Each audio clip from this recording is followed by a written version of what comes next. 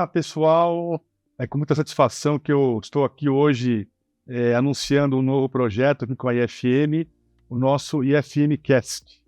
Então, eu sou Rodrigo Portes, sou palestrante, consultor e mentor de vendas B2B industriais e indústria 4.0 e, com muito prazer, muita honra, embaixador da marca IFM para a indústria.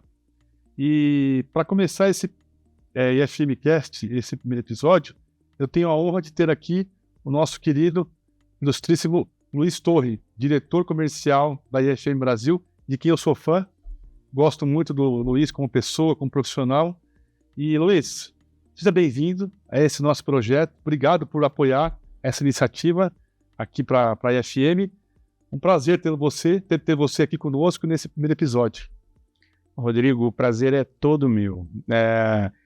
As iniciativas que nós precisamos fazer para atingir os novos públicos incluem você, por exemplo, como embaixador da marca que fala com a autoridade sobre o mercado que nós trabalhamos, e também novas maneiras de se comunicar com o nosso público-alvo, que em algumas ocasiões a gente está falando do cliente, em outras ocasiões, por exemplo, com os talentos que nós queremos trazer para a nossa empresa. Não é? Boa. E é legal, né? Ter uma pessoa que tem essa mente aberta, você, o Vinícius, o Igor, as meninas aqui de marketing, que pensam, e é isso que nós temos que trazer para a indústria, né? Com responsabilidade, com seriedade, mas pensando coisas diferentes, coisas novas. Mas, Luiz, para quem não te conhece, eu queria primeiro que você falasse quem é o Luiz Torre, quem é o ser humano, o homem Luiz Torre e o profissional Luiz Torre. Como é que você chegou, né, à sua carreira, como é que você chegou aqui até diretor comercial da IFM? Queria que você contasse um pouquinho da sua história para a gente, por favor. Eu tenho uma jornada que talvez seja um pouco diferente da maioria das pessoas. Eu comecei como um cliente da IFM.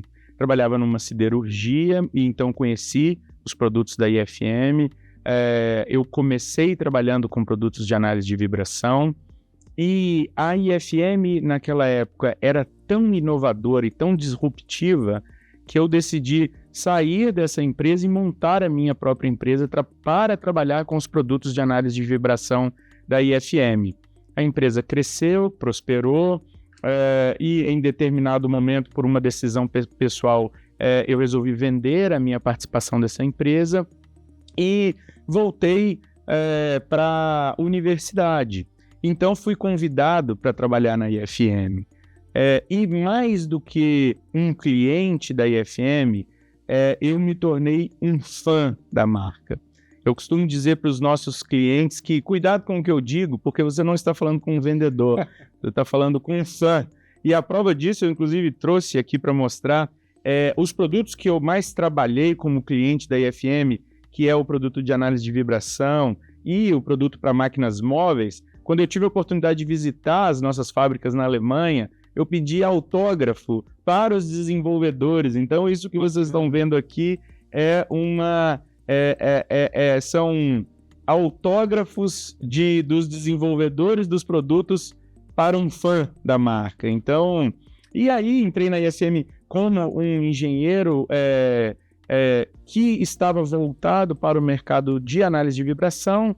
Depois me tornei gerente do suporte técnico, gerente nacional de vendas. A experiência de vender, além do conhecimento teórico, eu também adquiri na minha própria empresa, porque eu precisava vender para fazer a empresa funcionar. E então fui convidado e me sinto muito lisonjeado de ter sido convidado para me tornar diretor da IFM aqui no Brasil. Qual a sua formação? Eu sou engenheiro mecânico, depois me especializei em automação, então tenho a especialização em automação industrial. Fui fazer a minha especialização em gestão de negócios, primeiro na Fundação Dom Cabral, e a Fundação Dom Cabral, em parceria com a Universidade de Cambridge, tive a oportunidade também de estudar inovação e empreendedorismo em Cambridge.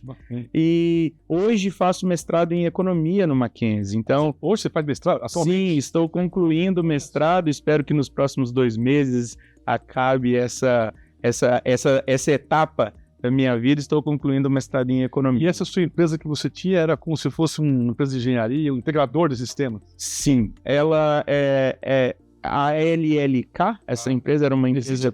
Sim, ela existe até hoje, é uma empresa de engenharia que nós nos propusemos a desenvolver soluções utilizando os produtos da IFM no início, né? Hoje eles ganharam outras facetas, mas no início nós utilizávamos os produtos da IFM para desenvolver soluções para o mercado. Então, um produto, por exemplo, que eu posso destacar, que inclusive utilizava esse controlador, é o detector de rasgo de correia. Isso é um produto, inclusive, patenteado e que é de propriedade dessa empresa, que as correias transportadoras na mineração têm um impacto enorme na produção, caso tenha qualquer tipo de problema. Então, o que nós fazíamos lá era utilizar os produtos da IFM para oferecer soluções para os nossos clientes. E vendíamos não o produto em si, mas vendíamos a solução engenheirada. O mercado de mineração na época, que era lá o nosso principal mercado sempre foi a mineração e siderurgia. Mas tínhamos também, por exemplo, soluções aplicadas na indústria de alimentos. Hoje, as empresas foram compradas e adquiridas e fizeram merges. Então, hoje mudaram de nome, mas na época são laticínios de Minas Gerais. Nós somos famosos pelo queijo, né, Rodrigo? Sim. Então, tínhamos também clientes do setor automotivo, de laticínios, mas o carro-chefe era mineração e siderurgia. Depois mercado mais para frente. Mas você lá, mineiro, casado? Sim, eu sou casado, tenho uma brava mulher que está junto comigo. Eu não posso errar, né? Melhor não, né? Serão 22 anos no mês de maio que estamos juntos.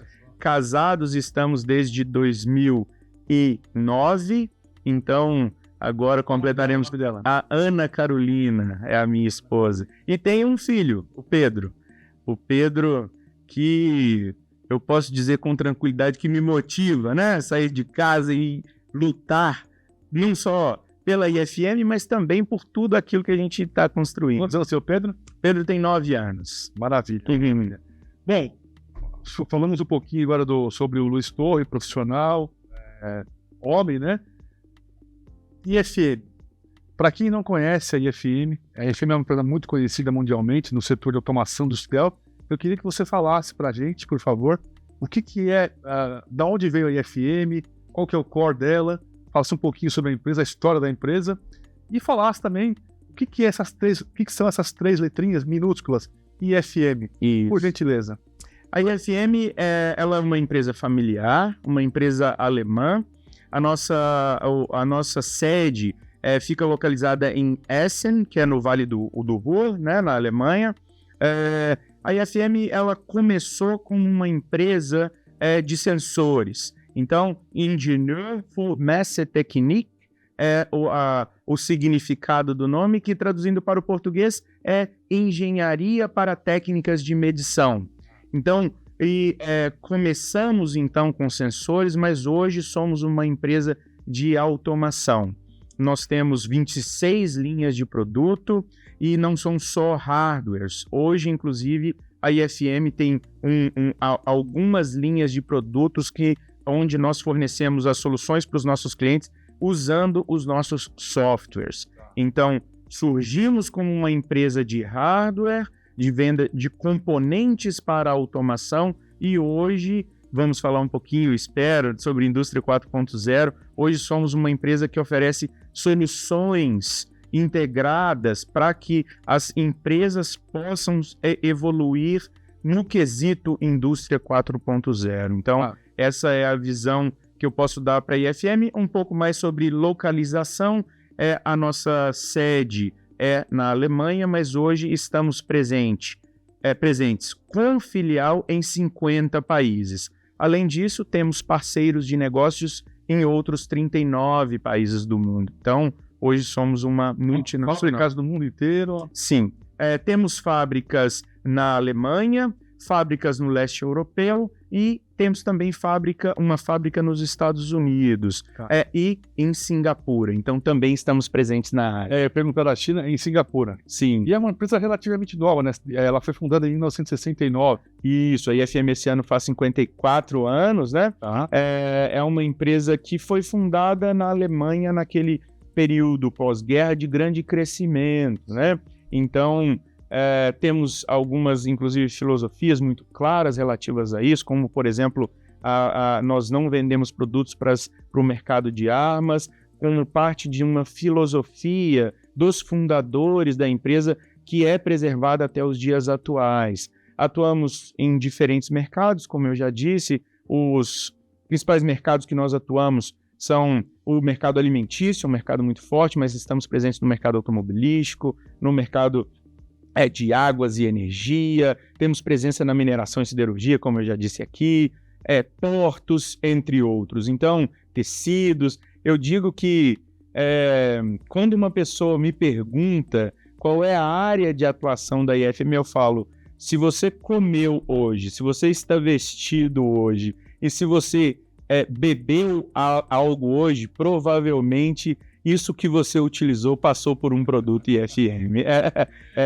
Essa é a melhor descrição que eu tenho sobre as áreas de atuação. É pura realidade, né? Ainda mais vindo de um fã da IFM como você, que fala com paixão.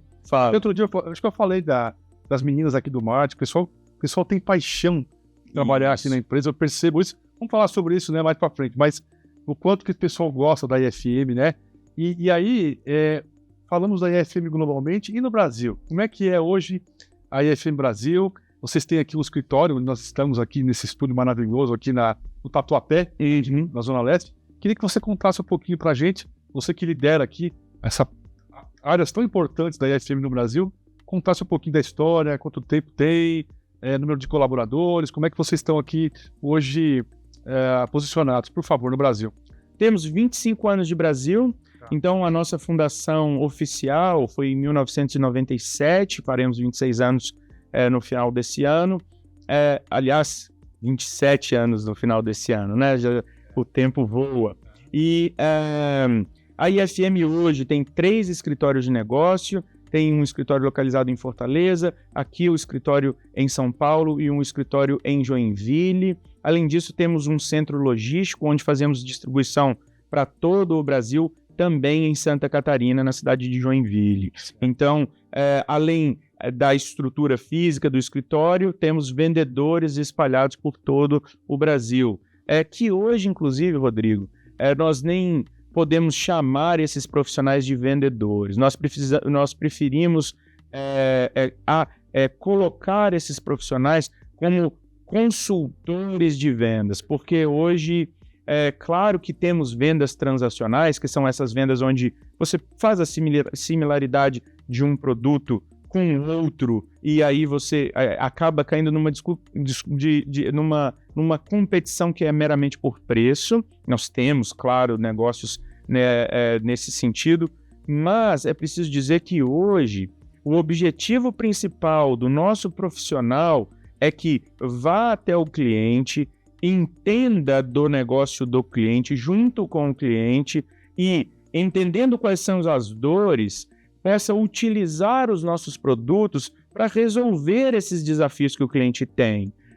Sejam desafios, por exemplo, da manutenção, de avaliação de equipamento para que não aconteça quebra, ou, por exemplo, aumento da eficiência energética, que é um assunto muito crítico hoje no mundo, e que impacta em custo para as empresas, mas, por exemplo, também otimização de processos de fabricação e assim por diante. Aí vai depender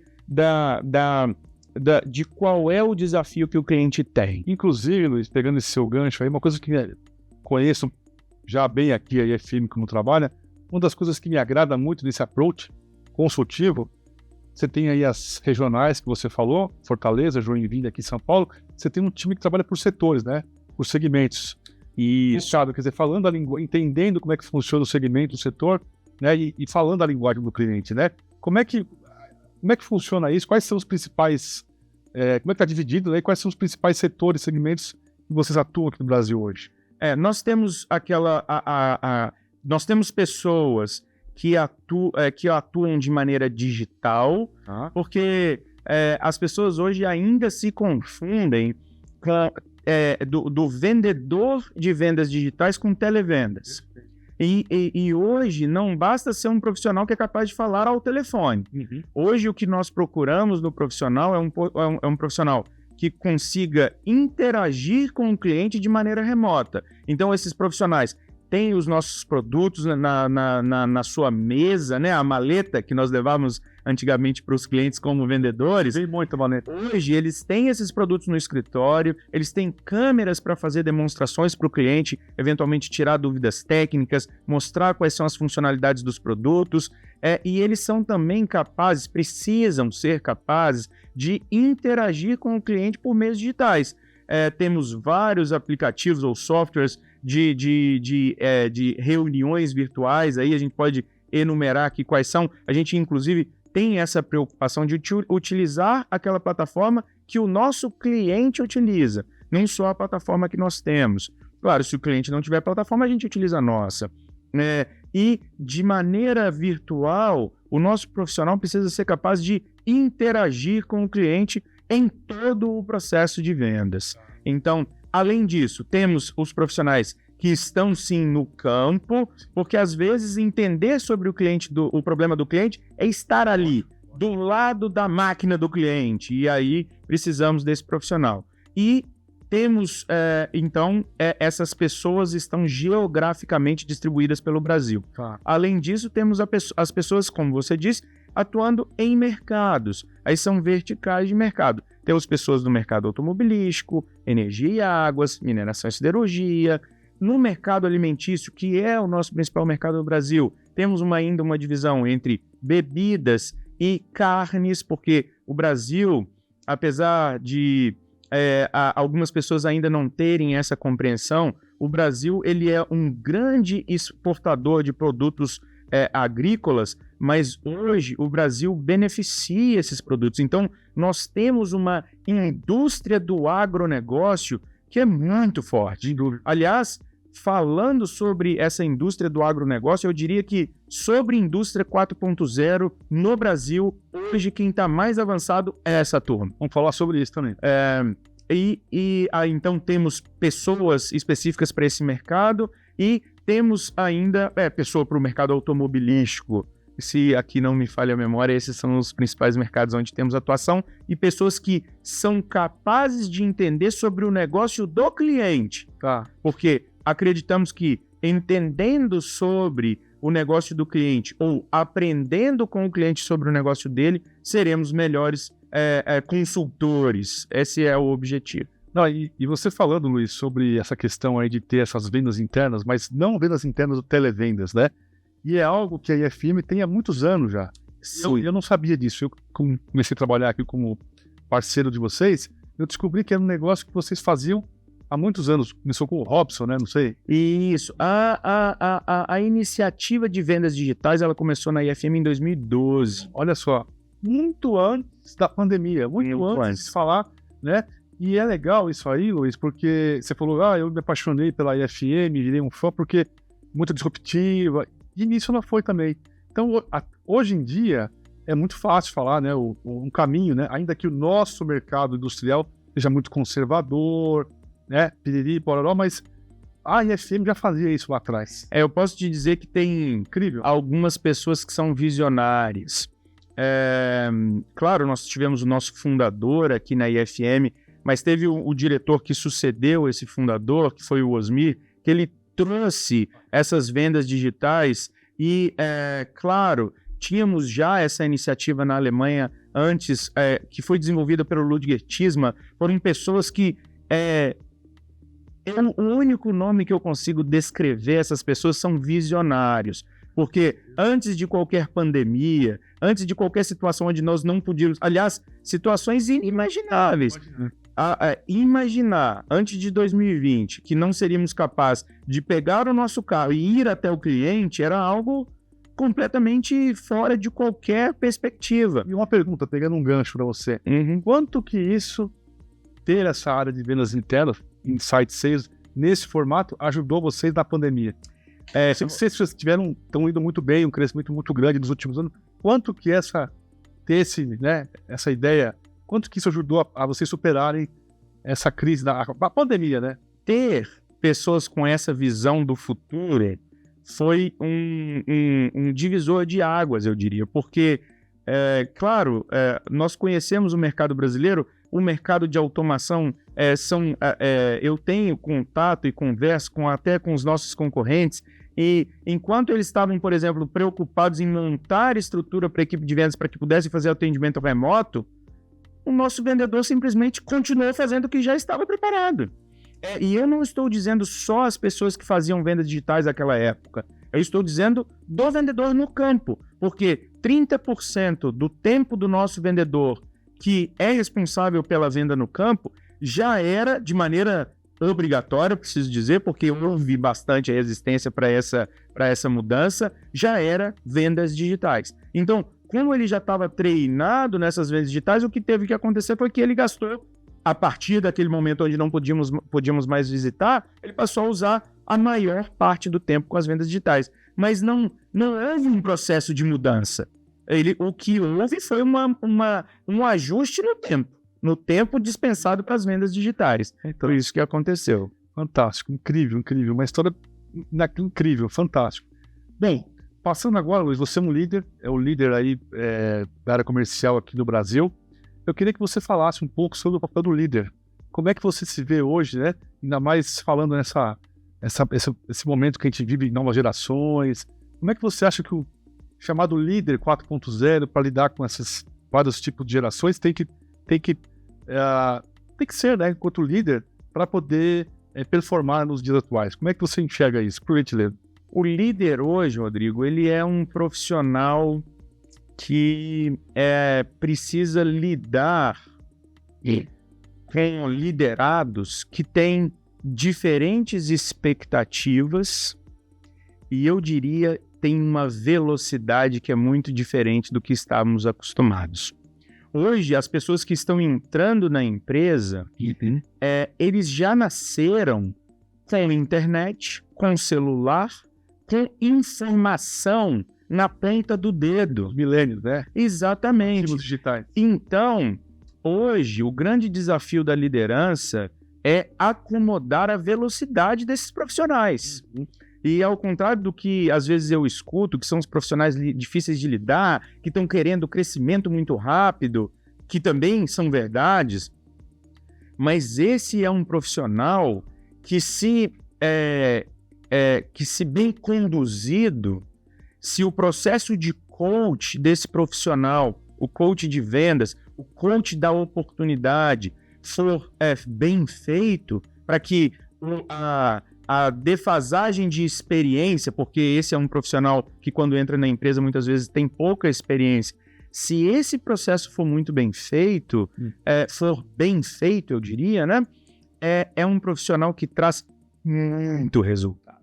Porque ele não precisa despender tempo para entender sobre digitalização, sobre velocidade de comunicação, sobre acesso à informação, porque ele já vem com isso nativo, já vem no sangue.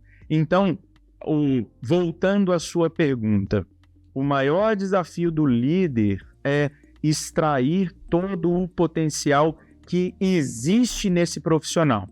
E aí, esse não é um profissional que ele aceita, faz porque eu estou mandando. Esse não é um profissional que aceita, faz porque sempre foi assim que foi feito. Esse não é um profissional que aceita, faz porque eu fiz e deu certo. Não. Esse é um profissional que ele precisa experimentar por ele mesmo. Ele é um profissional que ele precisa entender e ele busca informação de maneira muito rápida. Então, se você não passa para ele a informação, que é a informação que ele procura e está alinhado com o que realmente acontece, ele não aceita. Ele é um profissional que desafia. E o que eu posso dizer é que a gente poderia ver isso como algo ruim ou desafiador, mas para mim é um enorme potencial. E é claro que tem uma transição de gerações. Nós ainda temos profissionais que são de uma geração anterior e que precisam se adaptar a esse novo mundo. Um mundo que é muito mais veloz, um mundo que é muito... Hoje, não adianta, por exemplo, eu dizer para você, olha, Rodrigo, esse dispositivo aqui tem 8 saídas digitais, 8 entradas analógicas, ele é um dispositivo que trabalha com a frequência de 6 kHz. Isso não precisa, porque hoje o nosso cliente, assim como esse profissional que está entrando, ele já vem com isso pronto. Essa informação ele já leu na internet. Exatamente. Se você não for capaz de mostrar qual é o retorno que ele vai obter com a solução que você vai oferecer para ele desse produto, ele simplesmente você não consegue mais fazer o processo de venda, continuar no processo de vendas, né? Eu costumo dizer muito sobre isso nas minhas palestras de vendas, né, Luiz? Que o poder mudou de mãos, né? Se antigamente o poder estava nas mãos dos vendedores ou das empresas que concentravam a informação, hoje está na mão dos clientes. E quando o cliente chega para falar com o vendedor, ele já percorreu 70% da jornada de compra. Então ele não quer mais ouvir o óbvio. Ele quer justamente alguém que agregue valor para ele. Durante os processos de coach, ao visitar junto com os nossos vendedores, eu gosto de dar um exemplo que é muito simples. Uhum. Hoje, a pessoa que entra numa agência de carros para comprar um carro, ela já sabe qual é o consumo daquele carro, ela já sabe qual é a potência do motor, ela já sabe se tem motor elétrico, se não tem motor elétrico, quais são os modelos que tem. Então, um vendedor de carro hoje, ele é um promotor de experiência. Ele tem que entrar com esse cliente dentro do carro e dizer qual é a experiência de andar com esse carro. Porque característica técnica do carro, o cliente já chegou lá Tá disponível já. O cliente já chegou lá com essa informação. Da mesma forma, quando você fala sobre o profissional da indústria 4.0, o vendedor 4.0, ele precisa ser esse profissional que dá a experiência ao cliente, que oferecendo a solução, mostra ao cliente qual é o ganho daquela solução. Não, perfeito. E por isso também que é importante, né, esse profissional de vendas, que ele faça um conteúdo, que ele eduque o cliente, que ele atraia a atenção do cliente com outros tipos de informação, claro, conteúdo relevante para o cliente, né? Mas, e outra coisa que eu acho também importante em relação à pergunta da liderança, você é um líder que lidera pelo exemplo. Então, isso que nós estamos fazendo aqui, fazendo um podcast, criando algo novo para a indústria, né? Ou outras, o Luiz é um dos caras que mais, sendo do top management, é um cara que é um incentivador, é um cara que apoia, né? E isso eu percebo, dá um exemplo, é importante, olha, ele tá aqui fazendo podcast, vai lá, fala, é o cara que se expõe, né, no bom sentido, e isso também é importante para essas gerações, concorda? Concordo, e aí, Rodrigo, isso também é papel do gestor, desenvolver nos profissionais de vendas que atende à indústria as habilidades que hoje são necessárias para vender e que são muito diferentes de tudo aquilo que nós estávamos acostumados há 10 anos atrás. Por exemplo, falar em frente às câmeras. Exatamente. Porque hoje a experiência digital não é sobre falar ao telefone e conversar sobre preço e features e especificações. Hoje o profissional ele precisa estar em frente à câmera, falando com desenvoltura e entregando a solução que o cliente precisa, mesmo que seja de maneira remota. Perfeito. E isso é um desafio, porque falar em público é talvez o maior medo da humanidade, não é? Então, quebrar essas barreiras com os nossos profissionais também é papel do gestor, do novo gestor, sim, eu diria, não é? Não, e o gestor tem esse papel de ser aquele cara que... e tudo bem, vai lá, fala, se não der certo, você errou, que dá essa garantia psicológica para os... Exatamente. Cara, tudo bem, você não sabe fazer, você errou, tranquilo, faz parte, né, do processo de criação, de inovação. Rodrigo, a pessoa errar. A gente foi criado para não errar nunca. Mas um gestor que dá essa segurança psicológica, olha, tudo bem, né, ok, você tentou, está tentando errar. Você concorda? Eu não só concordo, como um bom mineiro, preciso trazer um caos. Opa! Uma história. Boa. Quando eu estava no início do meu processo de gestão aqui da IFM, tem um profissional que ele não só me apoiou no início, como ele me apoia até hoje, que é o Andreas Fobi. O Andreas, uma vez veio até mim, a gente estava conversando sobre alguns processos e eu falei, Andreas, existe um risco. Quem é o Andreas Fobi? Andreas Fobi, hoje ele é vice-presidente da IFM, cuidando dos países do sudoeste da Europa e da América do Sul. Para a América do Sul, ele tem uma pessoa que lidera, auxiliando ele nesse processo de gestão. Essa época ele ficou durante 17 anos cuidando só da América do Sul. Certo. E aí eu falei, olha, a gente precisa testar essa nova estratégia. Era uma estratégia sobre fazer follow-up com os clientes.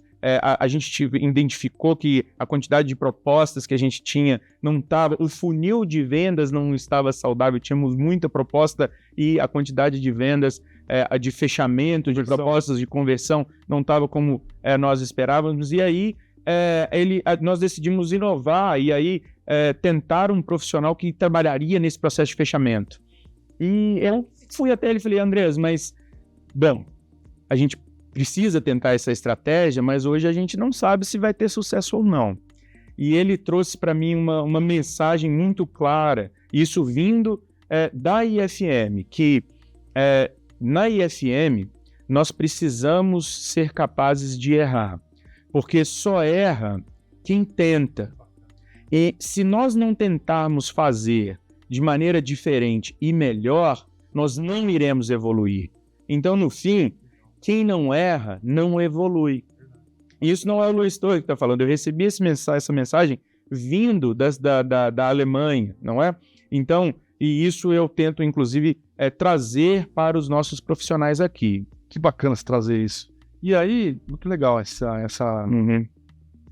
caos aí, né? Assim, né?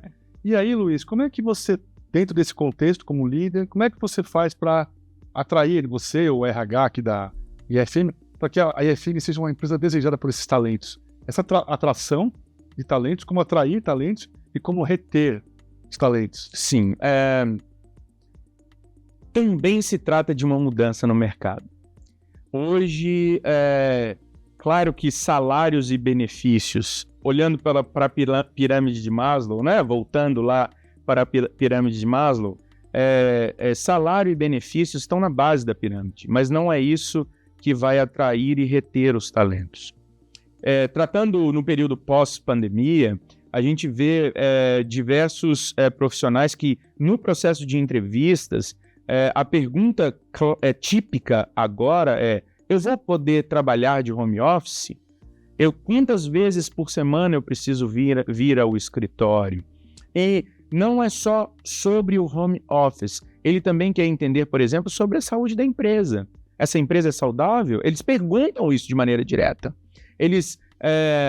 Os profissionais, eles também já vêm com muita informação sobre a empresa. Então, existem sites hoje onde o nosso funcionário preenche de maneira anônima qual é a perspectiva dele sobre a empresa, o clima organizacional, por exemplo, e aí a pessoa, antes de se candidatar para a nossa vaga, ele vai lá e olha. Deixa eu ver se o pessoal que trabalha nessa empresa gosta de trabalhar nessa empresa. Então... Aberto? Sim, aberto. Sim, transparente. Sim. Lá tem uma nota. Tem uma nota e aí o comentário sobre... A pessoa tem um espaço aberto a comentários livres. Então, lá, essas plataformas, elas tornam os processos internos da empresa também muito mais transparentes para os profissionais que nós estamos tentando atrair. Sem dúvida. E não é só sobre isso. O nosso profissional tem essa visão sobre as empresas que concorrem conosco. Então, eventualmente, eu preciso cuidar para que esse clima organizacional fique muito bom aqui, porque senão o meu profissional olha para a empresa do lado e fala, opa, aqui eu estou trabalhando de maneira estressante, estou trabalhando fora de hora, eu não estou sendo reconhecido pelo meu trabalho, eu não estou tendo oportunidade de crescimento, mas lá todo mundo está falando bem da outra empresa, por que não me candidatar para uma vaga dessa empresa? Então, voltando aqui sobre atrair e reter, nós precisamos fazer um trabalho que vem da base, salário e benefícios, mas também precisamos cuidar dos nossos profissionais com um bom clima organizacional, ser uma empresa transparente na comunicação com o funcionário. Nós precisamos, por exemplo, criar um ambiente onde o profissional possa dar o melhor dele. Porque, como eu disse no início, hoje você traz uma geração para dentro de casa que é uma geração que entrega muito, que precisa ser guiada para essa entrega. Só que para ela entregar muito, você precisa dar para ela as ferramentas para que ela possa fazer essa entrega. Eu preciso ter inteligência de negócio e trabalhar com dados em todos os departamentos. Inteligência de negócios não é mais assunto só de CEO e diretor. Inteligência de negócios hoje é ferramenta para o profissional de venda que está no campo. Inteligência de negócio hoje é para essa equipe do marketing que aqui estão atrás das câmeras e que eles precisam, nas ações de marketing, saber qual é o mercado e como nós vamos agir para um determinado mercado. Inteligência de negócio é sobre saber como está o tráfego no nosso site, para saber qual é o tipo de empresa que está acessando o nosso site e como eu vou abordar esse profissional. Hoje, por exemplo, a gente precisa ter uma equipe engajada, inclusive nas redes sociais. Sem dúvida. A gente precisa ter profissionais e também dar a liberdade para esse profissional para que ele possa desempenhar esse papel, inclusive para se comunicar com o cliente nas redes sociais. E aqui eu não estou falando nem que nós precisamos nos preparar para fazer isso, porque é isso que vai fazer a gente vender mais, não. Nós precisamos dar espaço para esses novos profissionais, senão a gente não consegue retê-los. Verdade. Então, eu digo que o Brasil não é um país onde é fácil conseguir mão de obra qualificada. Então, atrair essa mão de obra é um grande desafio, mas essa mão de obra, quando você acha, ela é muito preciosa e precisa ser tratada não só com salário e benefício. Definitivamente não é isso o que retém. Também o tal do salário emocional que a gente fala. Exatamente. Clima organizacional, o relacionamentos saudáveis, autonomia para tomar decisão. Isso tudo é clareza nas comunicações, transparência. Isso é essencial. Muito bacana. Você trouxe aí uma série de informações sobre dados, sobre alguns comportamentos que têm a ver com a transformação digital. E a transformação digital das indústrias é a nossa indústria 4.0. Então, a gente não pode, num podcast como esse aqui com a IFM, não falar, eu sou um entusiasta, você sabe, da indústria 4.0, e eu queria que você falasse, desse a sua visão hoje, Luiz, sobre como é que está a indústria 4.0 no Brasil, como é que você enxerga, né, hoje a indústria 4.0, que ponto que ela está, se você vê obstáculos para ela continuar evoluindo, e como é que a IFM está a IFM Brasil está nesse contexto? Primeiro eu posso dizer o que é a indústria 4.0 para a IFM. Indústria 4.0 para a IFM é a informação certa, na hora certa, para a pessoa certa. Então, e para que nós possamos ter esse processo acontecendo, aí temos uma gama enorme de produtos, de hardwares e softwares para que a gente possa fornecer essa informação. Então, isso é como a IFM se posiciona, não é? Mas agora eu posso dizer sobre o mercado brasileiro. Aonde estamos? Essa é uma boa pergunta.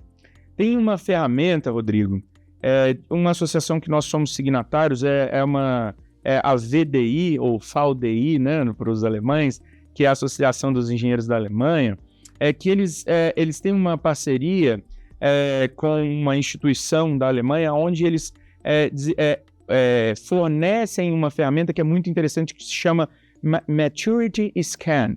Essa ferramenta é um processo de avaliação da empresa para ela entender como ela está posicionada dentro do conceito de indústria 4.0. E é interessante que essa ferramenta não é só sobre entender de tecnologia. Não é o sensor está lendo o dado da máquina que está transmitindo para um gateway, e esse gateway está transmitindo a informação na nuvem a gente pega essa informação e transforma num dado gerencial para um processo de decisão. É sobre isso também. Mas existe um processo de mudança de cultura dentro das empresas que precisa ser avaliado. Porque não adianta a gente ter as ferramentas, mas as pessoas não estarem preparadas, ávidas, eu diria, mais que preparadas, ávidas por usar essa informação, sim, ávidas por trabalhar sob essa nova perspectiva, não é? Então, o que eu posso dizer é o seguinte: nós temos muitas empresas no Brasil que querem indústria 4.0, que enxergam como uma oportunidade de aumento de eficiência, e nós precisamos muito de aumento de eficiência aqui no Brasil. Mas ainda falta alguns pilares, e um deles, por exemplo, é essa mudança da gestão das empresas. Porque se a gestão da empresa não está comprometida com essa transformação, a transformação não acontece. Entendeu? Você foi muito feliz. A tecnologia é um dos pilares, é um dos facilitadores, né? Um dos habilitadores. Mas eu concordo, para mim, um dos grandes obstáculos para a evolução da indústria 4.0 no Brasil, dizendo que tem um oceano azul de oportunidades. Temos vários Brasis dentro do Brasil, né? Empresas que estão na 4.0, na 5.0, e outras que estão na 1.5, 2, 3. Não tem nem o Lean Manufacturing.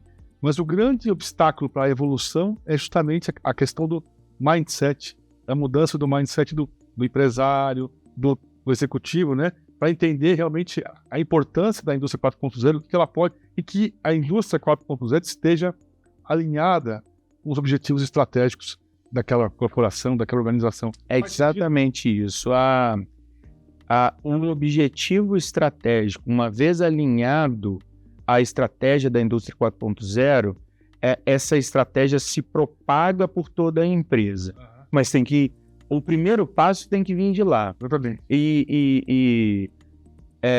A indústria 4.0 ela percorre aspectos da empresa que hoje, ainda no mercado brasileiro, eu não vejo esse grau de maturidade.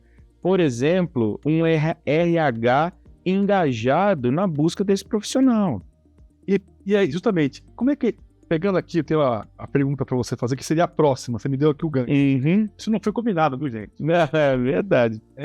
Como é que tem que agir o profissional 4.0 hoje? Quem é esse profissional? Um profissional que a IFM buscaria no mercado? Que tipo de características tem que ter esse novo profissional? Não sei. Um profissional de indústria 4.0 hoje, Rodrigo, ele precisa estar comprometido com o negócio do cliente. Um profissional de indústria 4.0, ele precisa ser um profissional que ele navega por TI, tecnologia da informação, assim como antes nós procurávamos um profissional que navegava bem pelo TA, pela tecnologia de automação. Então, hoje, não existe como desenvolver um projeto de indústria 4.0 sem estar intimamente conectado com o TI das empresas.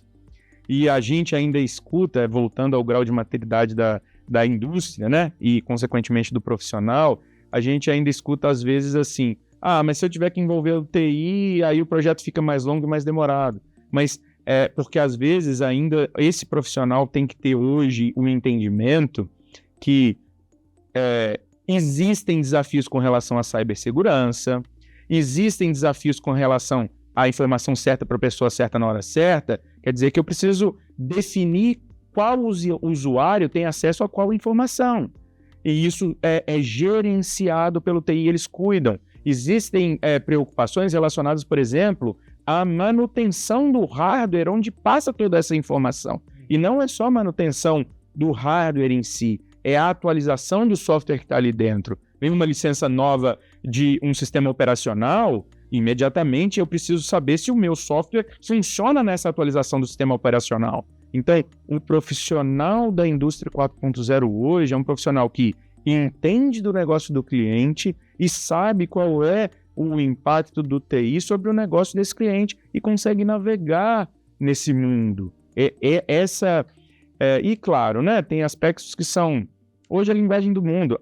Aliás, há bons anos, a linguagem do mundo é inglês. Então tem que ser um profissional que é capaz de falar inglês com tranquilidade. Isso já é básico, né? Isso, mas... Na época era... Hoje em dia não tem nem como... Isso, mas a gente sabe que só 5% da nossa população é capaz de falar inglês com fluência. Então, isso são demandas que surgem. E um ponto importante. Às vezes, eu me deparo com profissionais que estão resistentes à indústria 4.0 porque eventualmente podem perder o próprio emprego. Essa é uma outra pergunta. Você está dentro dos profissionais... Existem vários tipos de pessoas em relação a essa questão dos empregos, né? Indústria 4.0, que ela vai... Tem os pessimistas, os otimistas e os céticos. Na sua opinião, o que a indústria 4.0 vai... Ela vai acabar com os empregos, vai... tirar, Qual que é a sua opinião a respeito disso? Rodrigo, assim como as revoluções que nós já enfrentamos, a indústria 4.0, sim, vai acabar com alguns empregos. Só que a quantidade de novos empregos que são gerados é uma oportunidade enorme. E aqui é um processo de evolução, porque os empregos que eventualmente irão desaparecer com a indústria 4.0 são empregos, por exemplo, relacionados a trabalhos manuais, onde os sistemas de visão antes não eram capazes de resolver o problema, e hoje, com o uso da inteligência artificial, você já consegue ter o robô identificando a peça. Uma vez que o robô identificou a peça, ele posiciona a garra no local indicado e coloca essa peça no local desejado, e independente como essa peça está posicionada em uma determinada esteira. E isso demanda o uso intensivo de inteligência artificial. Se, por exemplo, você tem um material granulado de pequena dimensão, isso antigamente nós não conseguiríamos resolver. Na indústria de alimentos você tem, por exemplo, vou dar um exemplo, por exemplo, bombom, uma caixinha de bombom. Antes você precisava de um profissional que pegava o bombom na esteira e colocava dentro da caixinha. Hoje, o robô, ele não só consegue enxergar a posição do bombom, mas ele consegue dizer qual é o bombom e qual a quantidade ele vai colocar naquela caixinha. Sim. Então, esse profissional que pegava e colocava na caixinha, ele provavelmente vai ser extinto. Mas, em compensação, esse profissional que é capaz de programar o sistema de visão, de lidar com a inteligência artificial para que o robô possa fazer essa identificação, isso floresce, assim, de monte no mercado. Concordo plenamente com você, estou contigo nessa, Luiz. E aí acho que aí vem uma responsabilidade das empresas, dos governos, da academia de formar esses profissionais, né? E aí hoje há estudos que nós vamos ter um gap aí desses profissionais digitais, né? Concordo que os empregos que são robotizáveis, né, vão ser extintos, mas muitos outros empregos que nem existem hoje serão criados, mas nós temos que capacitar essa mão de obra. E aí, pegando um gancho, a gente não tinha falado sobre isso aqui nos bastidores, se não posso deixar de perguntar, qual a sua visão sobre a IA? A inteligência artificial hoje, não sei se a IFM tem alguma posição a respeito e tal, eu sou a favor de sempre educar. Eu acho que não tem como demonizar a tecnologia. Eu sou sempre, regular, é difícil, é um negócio novo, mas me perguntando outro dia sobre isso numa aula que eu dei sobre indústria 4.0, e a minha opinião é essa, a gente tem que educar, né? Qual a sua opinião sobre a IA hoje na indústria? Como é que vocês veem isso hoje? Desde a invenção não sei se posso dizer invenção ou descoberta do aço, do uso dos metais, a gente fez uso dessa tecnologia para o bem e para o mal. E da mesma forma eu enxergo a inteligência artificial. Tem gente que usa a inteligência artificial para criar uma fake news e influenciar um processo político, mas a gente tem, por exemplo, eu acabei de dar um exemplo aqui, inteligência artificial feita para otimizar processos e acelerar o nosso processo de evolução, inclusive como humanidade, de maneira tremenda. Hoje, a IFM utiliza, por exemplo, inteligência artificial para acelerar os nossos processos de desenvolvimento de produto. E os nossos desenvolvedores, eles utilizam processos que eventualmente eles tinham que ficar testando ou retestando, mudando, testando de novo, hoje o uso da inteligência artificial otimiza esses processos. Então, para mim, a inteligência artificial, assim como qualquer revolução tecnológica que nós enfrentamos, ela vem para o bem para quem quer fazer o bem e vem para o mal para quem quer fazer o mal. Concordo. E pegando aqui o seu gancho, eu lembrei aqui, nós falamos dos vendedores, que eles têm que se expor, falar no digital. Tem um caso, você teve agora recentemente nos Estados Unidos, do Sim. Que é um caso super interessante para o pessoal aqui entender. Eu posso dar esse exemplo, eu achei fantástico. Algo revolucionário. A gente falou sobre um profissional que precisa ser capaz de falar de frente para a câmera, o profissional que precisa vencer essa batalha que é um medo de falar em público. E nos Estados Unidos, na nossa filial dos Estados Unidos, me foi apresentado pelo departamento de marketing lá, algo muito interessante, que lá também eles enfrentam esses desafios, ser humano é ser humano aqui no Brasil, ou nos Estados Unidos, em qualquer lugar, e aí eles conseguiram desenvolver, utilizando inteligência artificial, um avatar. Então o profissional grava o vídeo, por exemplo, fazendo a demonstração de um produto, e normalmente a gente tem aquela câmerazinha, né, mostrando a pessoa que fala, porque quem vê o vídeo, quando vê a pessoa que fala, o entendimento do vídeo fica mais fácil. Só que quando o profissional acanhado, eventualmente não querendo mostrar, ou eventualmente a pessoa que acha que a voz, não gosta muito da sua voz quando escuta na câmera, né? Eles criaram um avatar, que não só é uma pessoa e você não é capaz de identificar que ali não é uma pessoa real. Uhum. Ou eu diria, eu, como um cidadão comum, eu não sou capaz de identificar que não se trata de um avatar. E, inclusive, a voz pode ser alterada, porque aí a pessoa... eu tenho um problema com a minha voz, quando eu gravo e escuto, não acho que é legal. Eu não gosto da minha voz. Acontece com muitas pessoas. E isso você consegue resolver com inteligência artificial. Então, são ferramentas, inclusive, para promover o crescimento desse profissional que tem dificuldade. Porque ele consegue entregar com o mesmo nível de qualidade que, eventualmente, de uma pessoa que tem muita fluência em falar em público, em frente às câmeras, ele consegue entregar no mesmo nível. Então, quando eu disse sobre atrair e reter os profissionais dando ferramentas, inclusive são ferramentas que podem suplantar ou podem resolver algumas limitações que esse profissional possa ter. Entendeu? Sensacional.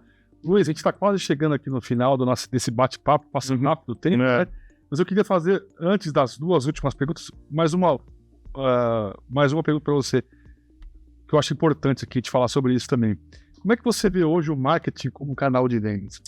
Qual que é a sua opinião a respeito? Rodrigo, para que nós sejamos capazes de escalar os nossos negócios, claro, o profissional de venda junto ao cliente, a IFM é close to you, isso não vai diminuir. Mas para ser capaz de atingir, e tratando, por exemplo, de um país como o Brasil, de dimensões continentais, e crescer na velocidade que nós queremos, eu não vejo outro caminho senão utilizar o marketing como uma ferramenta de vendas, ferramenta ativa de vendas. E o que significa isso? Nós precisamos atingir o público certo quando a gente conversa nas redes sociais. Nós precisamos ser assertivos nas ferramentas de busca no Google, que é a principal ferramenta que todo mundo... Claro que hoje tem outras ferramentas desenvolvidas pela Microsoft e outras empresas, mas a gente precisa ser capaz de ser muito assertivo, otimizando as buscas, sejam buscas orgânicas nessas ferramentas de busca, ou sejam buscas pagas nessas ferramentas. Então, nós precisamos utilizar o marketing não só para advertising, que era o que que todo mundo... existe um consenso de geral que marketing é fazer propaganda, mas marketing é muito mais do que isso. Quem é profissional do marketing entende muito bem isso. Entender sobre o mercado, você precisa ser capaz de segmentar os seus clientes de maneira muito mais inteligente, eu diria, hoje em dia.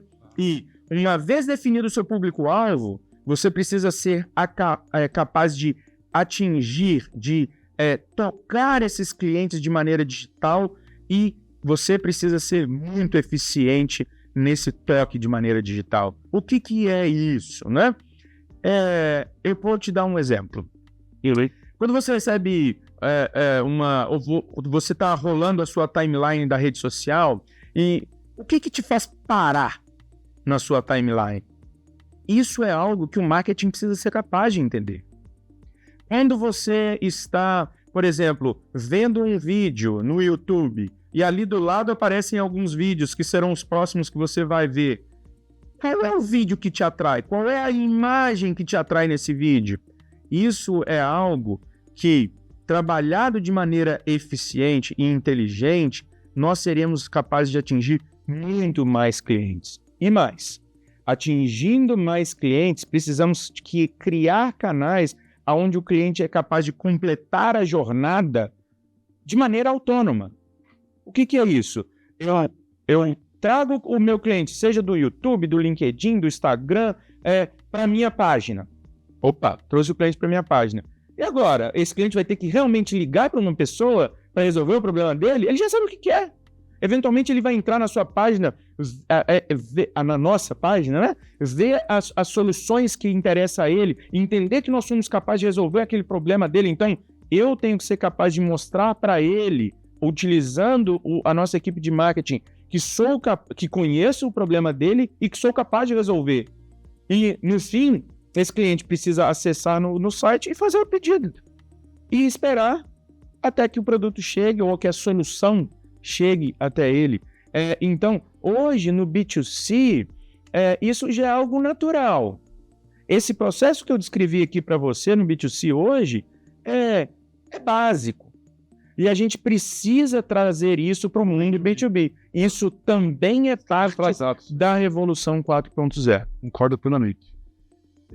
Inclusive, existe aí a questão do Omnichannel, né? É a mesma atuação em todos os canais, seja numa loja física, seja num aplicativo, seja num site, né? Existe hoje a questão do vendarketing, que é o marketing em inglês, né? Que é uma tendência que é vendas e marketing atuando cada vez mais próximo, com mesmas métricas, né? No passado existia aquela guerra entre vendas e marketing, isso não cabe mais, né? Por isso que a importância, e isso faz parte da transformação digital e das vendas 4.0 ou do marketing 4.0. Luiz, estamos infelizmente quase chegando aqui no final, esse bate-papo muito agradável, você é um mineiro bom de papo. Super, obrigado, Rodrigo. Bacana essa conversa, passou rápido.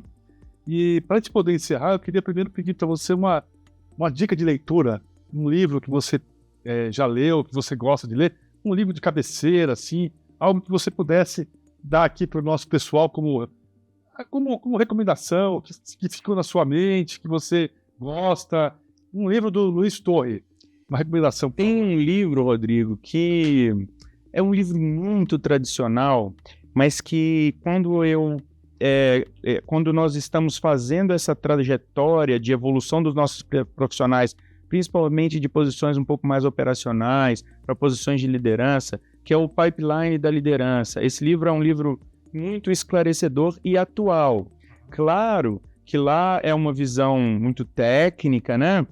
Mas eu recomendo que as pessoas, principalmente aquele profissional que deseja atravessar essa jornada, porque é uma jornada, você foi gestor, líder, executivo, você sabe que de você ser capaz de gerenciar o próprio seu negócio e mudando para uma perspectiva onde você precisa de pessoas que irão executar o seu negócio para você, ou que irão executar as atividades da sua unidade de negócio, você precisa liderar essas pessoas, atravessar essa jornada. Eu já li esse livro algumas vezes, mas deixo lá na minha cabeceira e recomendo. Às vezes tem gente que não devolve, né? Eu vou lembrar aqui o nome de algumas pessoas que estão com meus livros, que eu tenho mais de um, inclusive, para distribuir.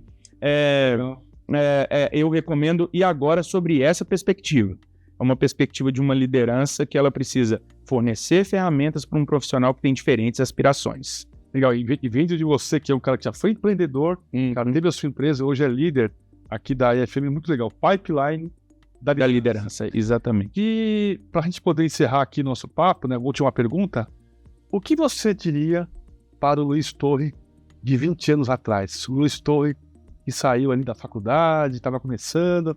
O que você diria para ele hoje, o Luiz Torre de hoje, para o Luiz Torre de Rodrigo, hoje não existe mundo sem TI, sem tecnologia da informação.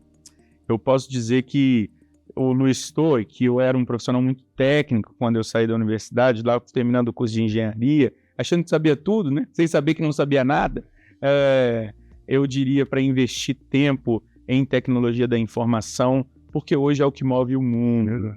Então, esse processo ele começou 25, 30 anos atrás. Então, há 20 anos atrás, aquele profissional que enxergou isso como uma oportunidade, são profissionais que hoje estão aí em posições privilegiadas, né? Muito privilegiadas, isso aí.